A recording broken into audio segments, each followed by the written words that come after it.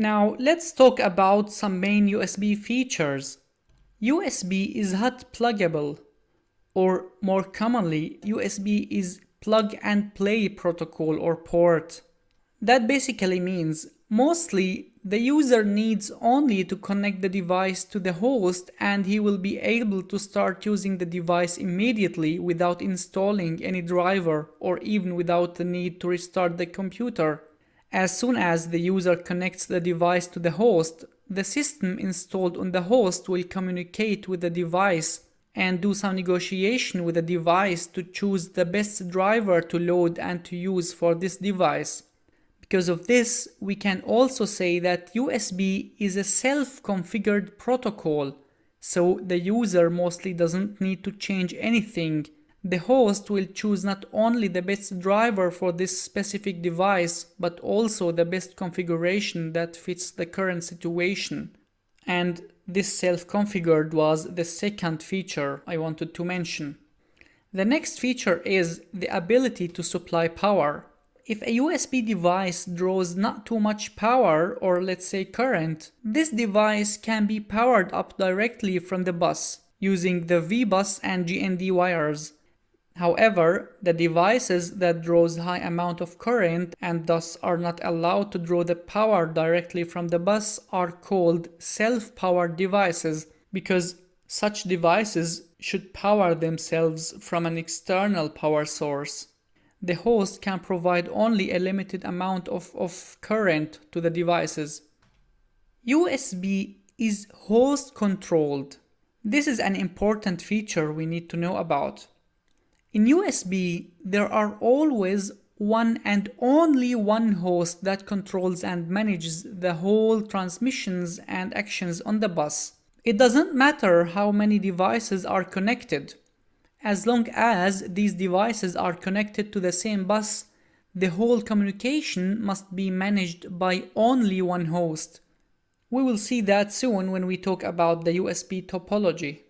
The next feature I want to talk about is every USB product will have a hard-coded vendor ID and product ID. These two numbers will be and should be unique for the same product.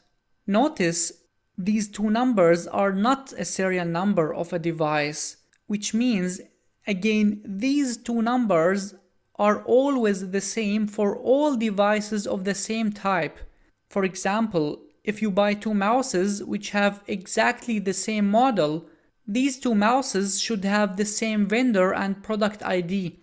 But in theory, these two mouses should have different serial numbers. So you have actually three numbers: the vendor ID or VID, the product ID, the PID, and a serial number.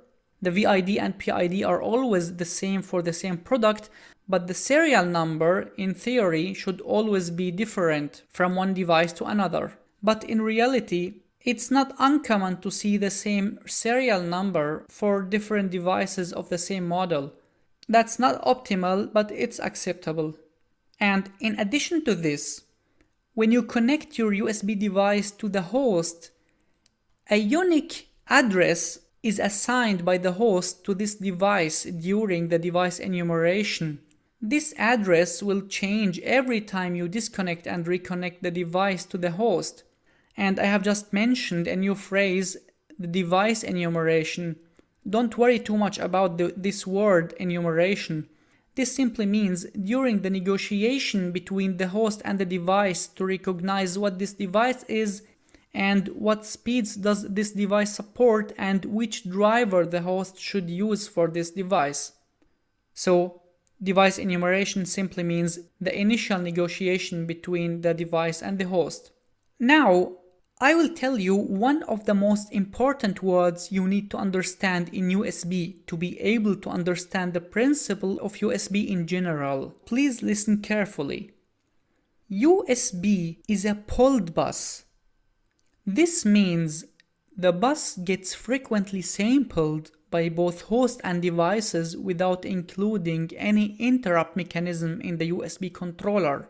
And according to the state found on the bus after sampling the bus, specific actions or events happen. I know that was a complex sentence, but don't worry at all. We will have a long talk in depth about this point because, as I said, understanding polling is crucial to be able to write USB driver and firmware successfully. At the moment, what you simply need to know is, on both USB host and devices, USB signals, or let's say the states on the bus, should present for enough amount of time on the bus until the next bus sampling, or let's say bus checking or bus polling, is done by either the host or one of the devices. Otherwise, the signal will be missed because it was for a very short time on the bus, so that it was not presented when bus sampling or bus polling happened. Again, if you didn't get the whole idea, don't worry, I will talk a lot about this later.